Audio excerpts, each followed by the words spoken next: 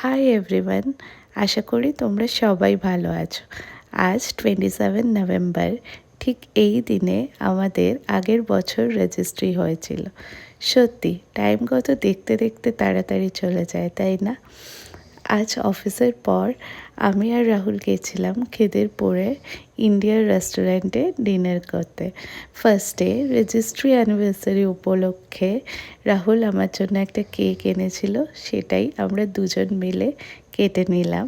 দেন এটা ছাড়াও রাহুল আমার জন্য একটা সারপ্রাইজ গিফটও এনেছিল। সত্যি আমি দেখে অবাক হয়ে গেছিলাম।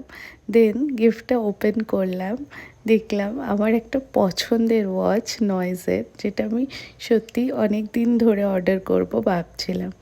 আমিও ওকে একটা গিফট দিয়েছি, বাট সেটা সানডে ডেলিভার হবে, একটা 3 পিস ব্লেজার সেট।